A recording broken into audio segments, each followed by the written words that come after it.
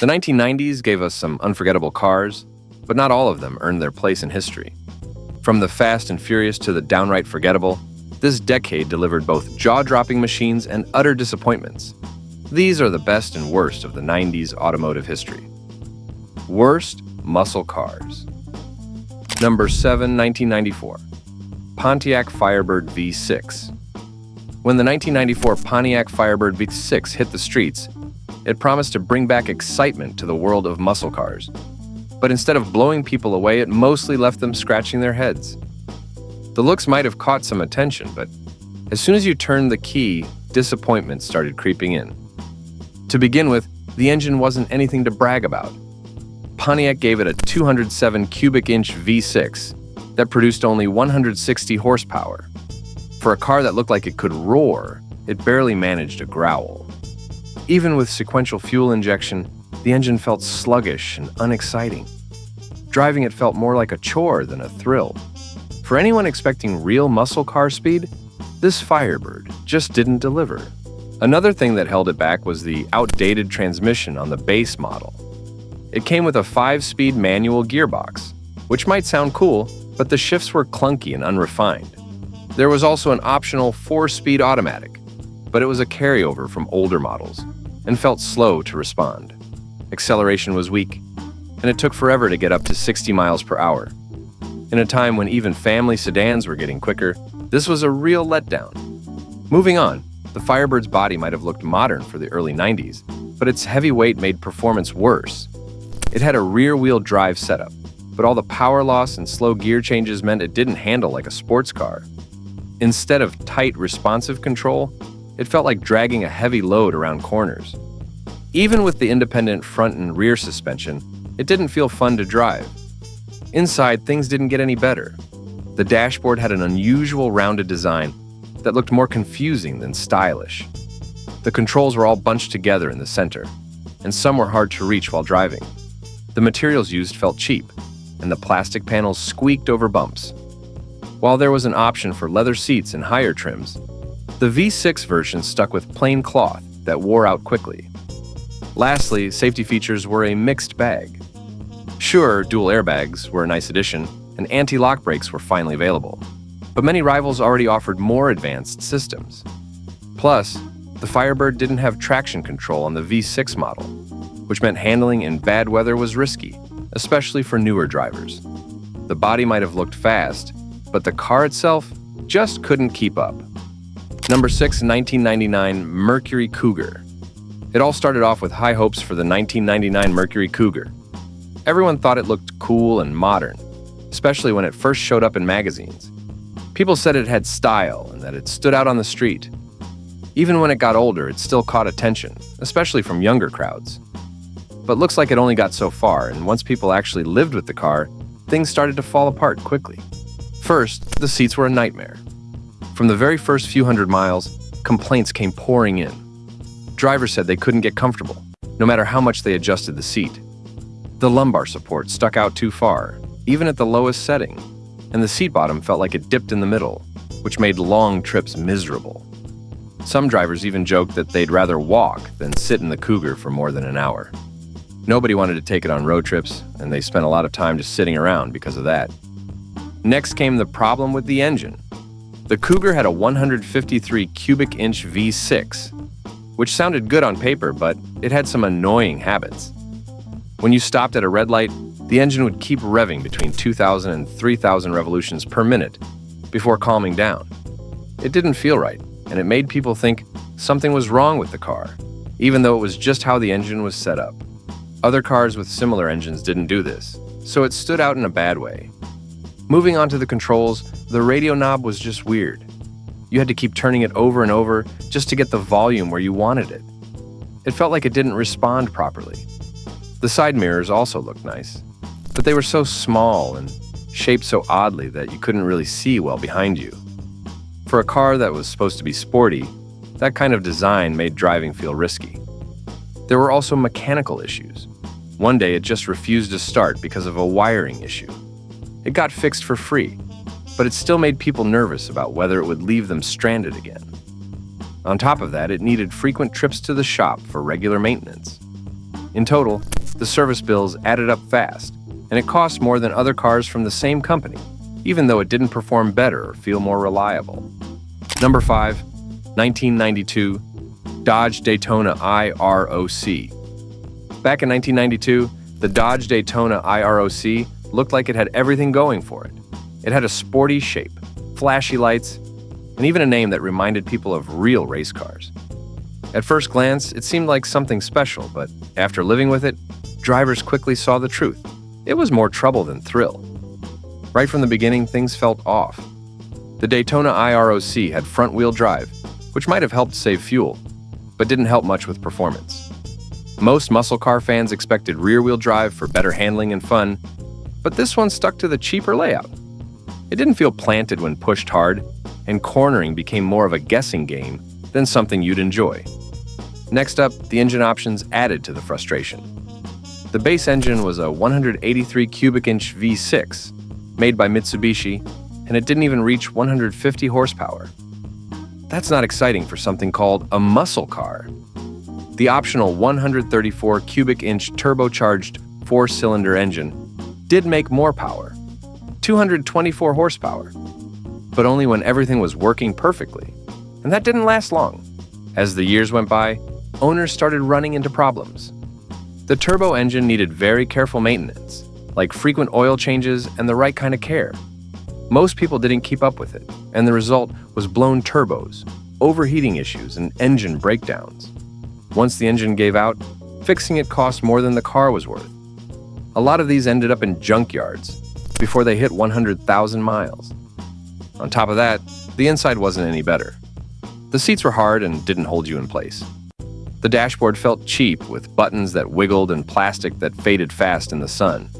Even the gauges didn't feel sporty. They just reminded you this car was made to look fast, not actually be fast for long. To make things worse, parts became nearly impossible to find. Since only 553 Daytona IROC RTs were ever built, fixing one meant hunting through scrap yards or waiting months for rare pieces. Many drivers gave up and moved on to cars that actually worked. And even though it had pop-up headlights in earlier years, by 1992, those were gone, replaced by fixed ones that didn't match the rest of the design. It looked confused, as if it didn't know what kind of car it wanted to be. Instead of being a muscle car comeback, the Daytona IROC ended up as a forgotten mess, more frustrating than fun.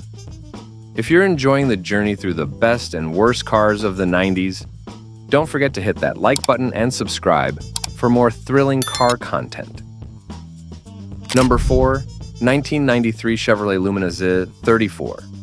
When you look at the Chevrolet Lumina Z34, it's hard to believe it was ever considered a performance car.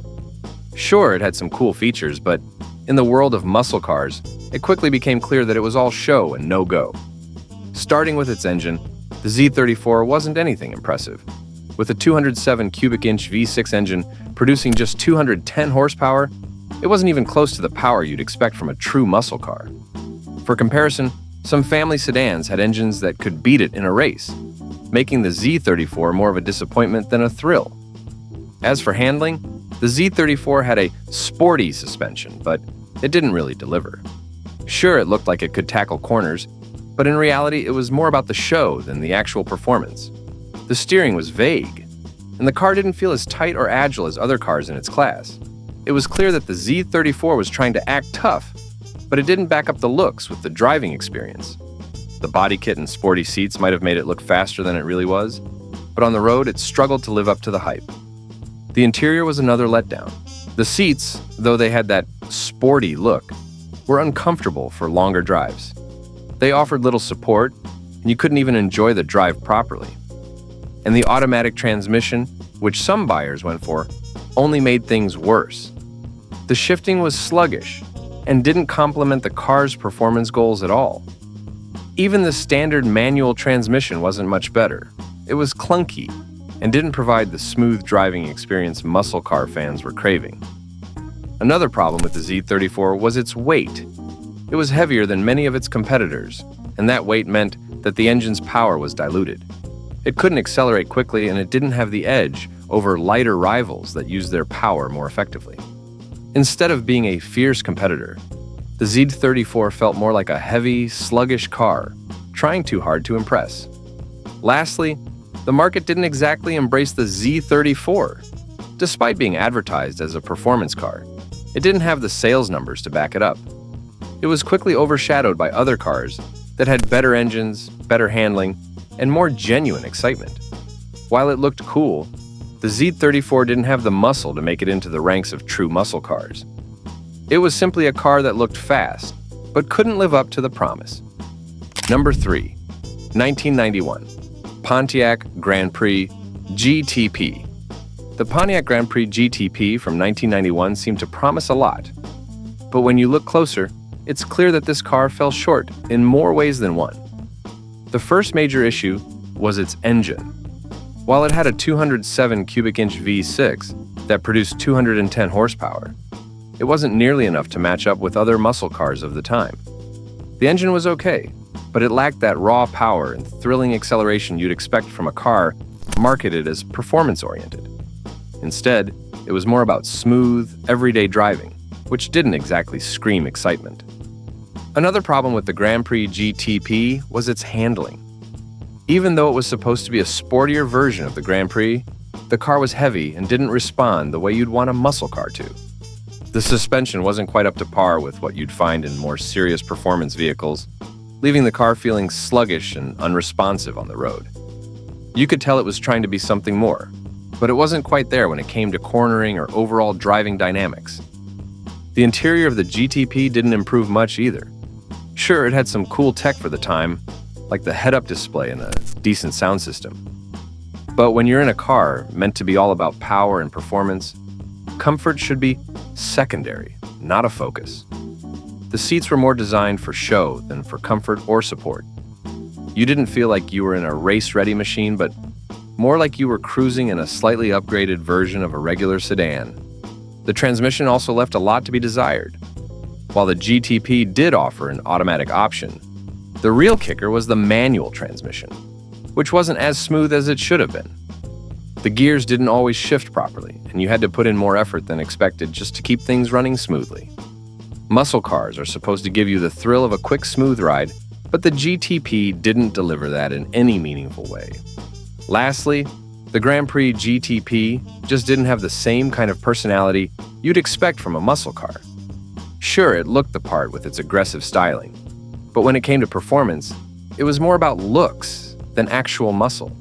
It couldn't compete with the likes of other cars from the same era, leaving it as a forgettable option for those looking for a real performance machine. It may have tried, but it simply didn't measure up to the expectations of what a muscle car should be.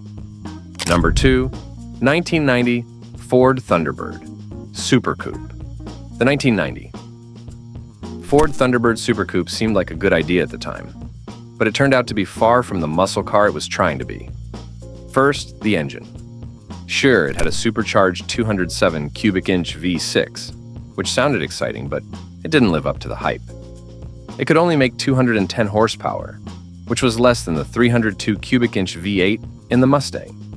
The torque was decent at 315 pound-feet, but even that didn't make up for the fact that the car just wasn't quick. The engine wasn't built for high revs, so there wasn't much excitement after the engine hit its peak power at around 4,000 revolutions per minute. Moving on to the handling, the Super Coupe wasn't much better. It had a solid ride quality and decent braking, but it was still heavy and sluggish. The handling wasn't sharp enough to make driving fun, and on tight turns it felt more like a boat than a sports car.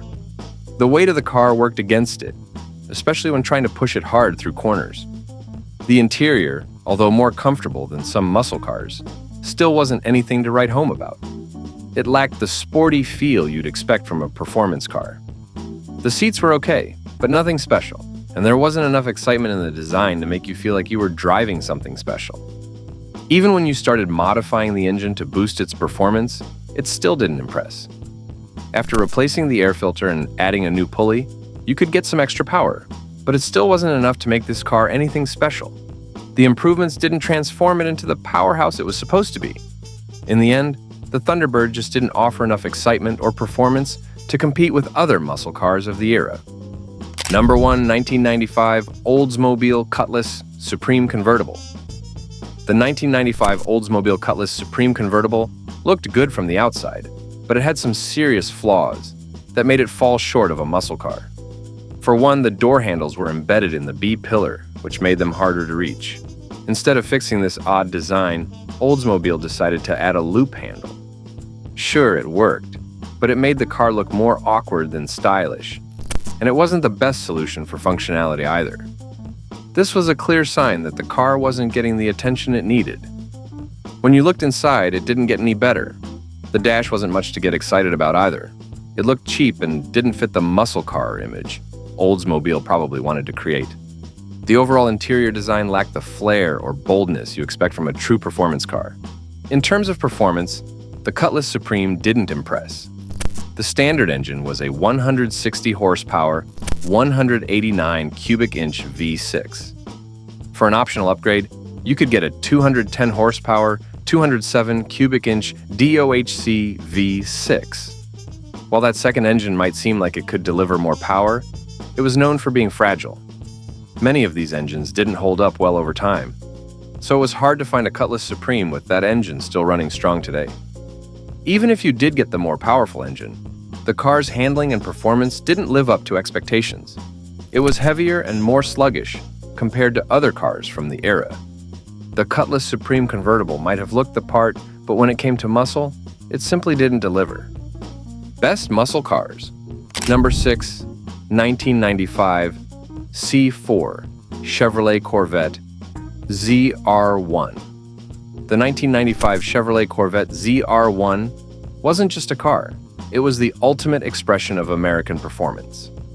Built to crush expectations and silence doubters, the ZR1 redefined what a sports car from the USA could be.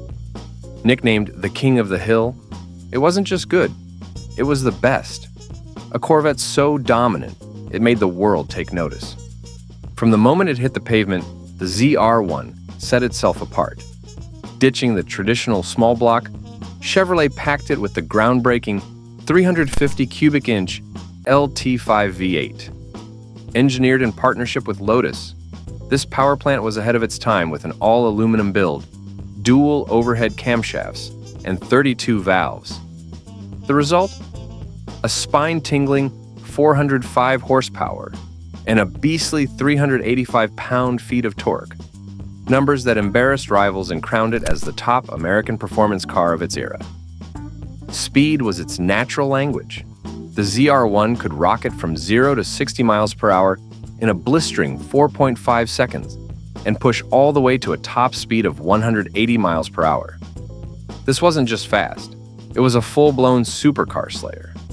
Back in the mid-90s, nothing from Europe or Japan could touch it without breaking the bank. It didn't just compete, it dominated. Cornering wasn't an afterthought either. The ZR1 was more than muscle, it was precision on wheels. Chevrolet gave it a beefed-up suspension, massive rear tires, and an advanced adjustable ride control system that let drivers switch between comfort and pure performance at the push of a button. Unlike most American performance cars that only cared about straight lines, the ZR1 danced through corners with balance and control. Visually, it was a subtle monster. At first glance, it looked like a typical Corvette, but the differences were in the details. A wider rear end, squared-off taillights, an exclusive ZR1 badging hinted at the monster within. Inside, it was all business. Digital gauges, soft leather seats, and a slick 6-speed manual transmission that made every gear shift an event. Yes, it was expensive, and yes, production numbers were low. But that exclusivity only adds to its appeal. The ZR1 wasn't just legendary, it was unmatched. No other car combined raw American power, cutting-edge engineering, and supercar slaying ability quite like it. This wasn't just the best Corvette, it was the best car.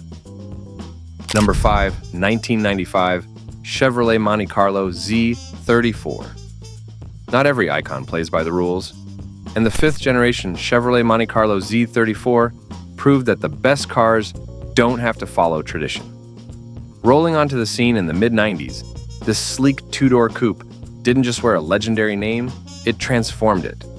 Ditching rear-wheel drive and V8 muscle for front-wheel finesse and a high-revving V6, the Monte Carlo Z34 became something bolder, smarter, and undeniably special. From the outside, it was pure style. Its fluid curves, aerodynamic profile, and signature badging gave it a road presence that turned heads in traffic and stole glances in parking lots. Based on the Chevrolet Lumina's design language but with more attitude, the Z34 looked like nothing else in its class. Inside, it got even better. A sculpted wraparound dashboard wrapped the driver in a cockpit-like feel, while the floor-mounted shifter, intuitive controls, and sporty instrumentation made every drive an experience. Air conditioning, power windows, keyless entry, and a theft deterrent system weren't just nice touches, they were standard, proving this car didn't skimp on substance. Beneath that stylish skin, at the heart of a performer, a 207 cubic inch V6 engine churned out 215 horsepower and 220 pound-feet of torque, delivering smooth yet responsive acceleration. Mated to a 4-speed automatic transmission, it sent that power to the front wheels with confidence. Don't let the layout fool you. This Monte Carlo could move. 0 to 60 miles per hour came in just 8.1 seconds, and it kept climbing to a top speed of 144 miles per hour. Efficient, quick, and always ready to go, it redefined what a muscle coupe could be. But the Z34 wasn't just about straight-line speed. It knew how to handle itself. A sport-tuned suspension gave it a planted, athletic stance, while anti-lock brakes offered strong stopping power and control. Even with front-wheel drive, the Monte Carlo stayed composed under pressure. Torque steer made an appearance under hard throttle, but it only added to the character. Around corners, it delivered smooth and predictable understeer, giving drivers the confidence to push harder. What made the Monte Carlo Z34 the best was how effortlessly it blended performance with practicality. It wasn't pretending to be something else.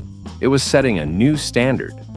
While others clung to the past, this coupe charged into the future with attitude, grace, and the guts to be different. In a sea of lookalikes and has-beens, the Z34 stood alone, bold, brilliant, and unmistakably ahead of its time. Number 4.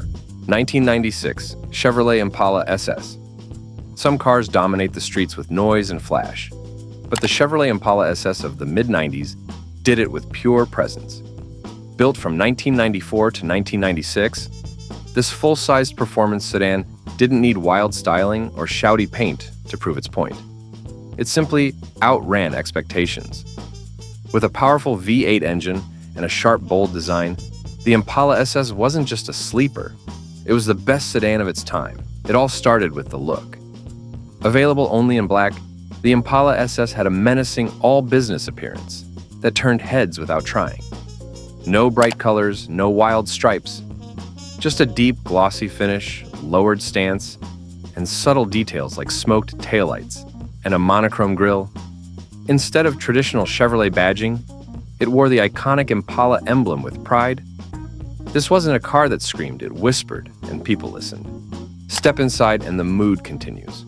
Wide leather seats with SS embossing, a center console with a floor shifter, and a clean, functional dash gave the cabin a muscle meets luxury vibe. But the real story was under the hood. Hiding beneath that long, sleek body was a Corvette-sourced 348 cubic inch V8. This LT1 engine pumped out 260 horsepower and a healthy 330 pound-feet of torque. Mated exclusively to a 4-speed automatic, the power flowed to the rear wheels with smooth authority.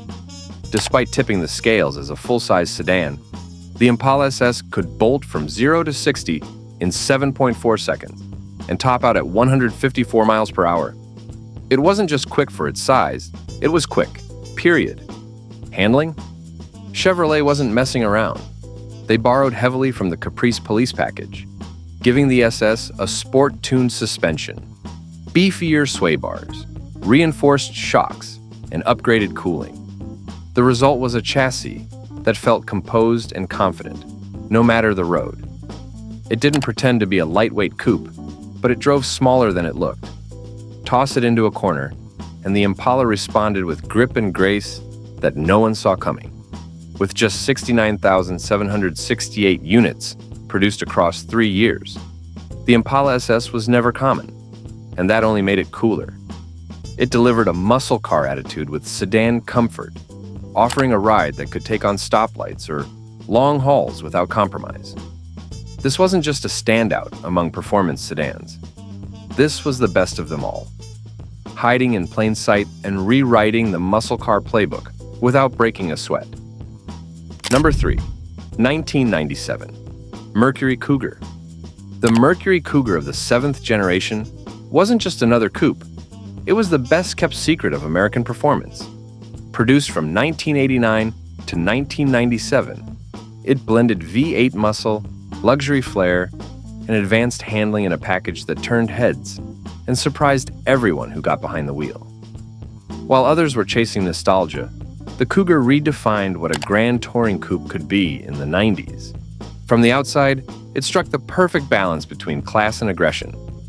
The LS trim shimmered with chrome window accents and a refined presence, while the XR7 trim came in with darkened features and a stealthy, all-business look. Smooth lines, a long hood, and a wide stance gave it a road presence that was unmistakable. Even if it didn't scream muscle, it whispered confidence. Pop the hood, and the Cougar's intentions became clear. A 281 cubic inch V8 engine gave it life, delivering 205 horsepower and 265 pound-feet of torque. Paired with a 4-speed automatic transmission, it launched from 0 to 60 in 8.5 seconds and cruised all the way to a top speed of 110 miles per hour. It wasn't built to drag race. It was built to cruise fast, far, and in style. Inside, it didn't just feel like a sports coupe. It felt like a luxury machine with a wild side. The XR7 came with sporty bucket seats, a 2-spoke steering wheel, and crisp analog gauges that kept the driver locked into the experience. The interior layout was driver-focused, clean, and elegant, proving that Mercury wasn't afraid to mix muscle with comfort. And it didn't stop at looks. This car came loaded with real tech. 4-wheel anti-lock disc brakes, 16-inch alloy wheels, and electronically adjustable suspension came standard, giving the Cougar the brains to match its brawn. What really set the 7th Gen Cougar apart was what lay underneath. Most American rear-wheel drive coupes of its era were still clinging to live axles and dated handling. Not this one. Mercury equipped the Cougar with 4-wheel independent suspension, letting it glide over the pavement with the refinement of a European grand tourer. On winding roads, it stayed composed and planted. On the highway, it devoured miles, like it was born for long-distance speed. It was bold, it was smooth, and it didn't need to be loud to be powerful. The Mercury Cougar was the perfect fusion of performance and elegance, a car that dared to be different and, in doing so, became the best of its class. Number 2, 1993, Pontiac Firebird Trans Am. When it comes to muscle cars that dominate every road they touch, the Pontiac Firebird Trans Am doesn't just stand out, it stands at the top. The 4th generation model, produced from 1993 to 2002, wasn't here to play it safe. It wasn't just another performance car. It was the best of its breed. With explosive power, unmistakable design, and pure driving thrill, the Trans Am rewrote the rules. Right from first glance, the Trans Am looked like nothing else. Its sleek, low-slung silhouette, pop-up headlights, and aggressive front fascia made it the most head-turning car in its class. While it shared a platform with the Camaro, Pontiac pushed styling to a whole new level. The bold rear spoiler, mean twin-nostril hood, and sculpted sides gave it a presence that was fierce from every angle. And with the T-tops off, it was the perfect mix of coupe and convertible, style and adrenaline combined. Inside, it was all about the driver. You slipped into supportive leather seats, grabbed the thick steering wheel, and felt like you were piloting a jet. The Monsoon sound system delivered earth-shaking bass, while air conditioning and intuitive controls kept comfort locked in. And thanks to fold-down rear seats and a wide hatchback, this beast had practicality to match its punch. That punch? It hit hard. The base model came armed with a 348 cubic inch V8, pumping out 275 horsepower and 325 pound-feet of torque. That power shot to the rear wheels through a 4-speed automatic, launching the car from 0 to 60 miles per hour in just over 6 seconds, with a top speed of 152 miles per hour. But Pontiac didn't stop there. The WS6 Performance Package made its epic return in 1996, bringing Ram air induction, a twin-scoop hood, and a boost in output, 305 horsepower and a tire-twisting 360 pound-feet of torque. It wasn't just quicker, it felt more alive, with sharper throttle response and an exhaust note that could wake the dead. Then came the real game changer. In 1998, the Trans Am got the all-aluminum LS1 V8 from the Corvette, pushing the WS6 to a blistering 320 horsepower and 345 pound-feet of torque. Paired with a 6-speed manual and riding on 17-inch polished wheels, wrapped in sticky Goodyear Eagle F1s, it handled with confidence and cornered with precision. Every element of the Firebird Trans Am was built to thrill. It didn't chase trends, it made them. Bold, brutal, and beautiful, this wasn't just a muscle car, it was the best car. Number 1, 1996 Ford Taurus SHO. Some cars don't just break the mold, they create a new one entirely. The Ford Taurus SHO, built from 1996 to 1999, was the ultimate stealth machine. It looked like a family sedan, but drove like a performance car, blending practicality, power, and futuristic design in a way no one expected. This wasn't just a fast 4-door. It was the best of both worlds, wrapped in one brilliant package. You could spot it instantly thanks to its distinctive third-generation styling. Gone were the sharp corners of past models. The SHO came with smooth curves, rounded edges, and a futuristic silhouette that made it stand out in any parking lot. It shared the unique jelly bean-like shape of the standard Taurus, but subtle SHO badging, unique wheels, and a slightly more aggressive stance hinted at something special beneath the surface. The front-wheel drive layout was unconventional for a performance car, but it worked perfectly with what Ford had packed under the hood. That engine? A compact 207 cubic inch V8 that roared to life with 235 horsepower and 230 pound-feet of torque. Developed in collaboration with Yamaha, this all-aluminum DOHC V8 was silky smooth and full of character. Paired with a 4-speed automatic transmission, it could launch from 0 to 60 in 7.7 seconds and cruise to a top speed of 144 miles per hour. For a full-size sedan in the late 90s, those numbers put it in rare air, and they caught plenty of muscle car drivers off guard. Step inside and the SHO's personality comes alive. The cockpit was designed to be both futuristic and functional, with oval-shaped gauges and a sculpted dash that flowed into the center stack. At the heart of the interior was the integrated control panel, a clean and intuitive setup for controlling audio and climate systems without taking your eyes off the road. The bucket seats offered excellent bolstering and long-haul comfort, while the flip-fold center console brought smart storage into the mix. But the real magic was in how it drove. The SHO's suspension tuning was firmer than the standard Taurus, giving it sharper handling without sacrificing ride quality. The compact V8 helped balance the car's weight, making it feel lighter on its feet than its size would suggest. Whether it was carving through back roads or cruising the highway, the SHO delivered confident performance with just the right amount of edge. Bold, refined, and completely unexpected, the Ford Taurus SHO didn't just compete, it crushed every expectation of what a sedan could be. That's a wrap for today. If you enjoyed this video and found it informative, then make sure to hit the like button and subscribe to the channel. And don't forget to mention your best and worst car from the above list.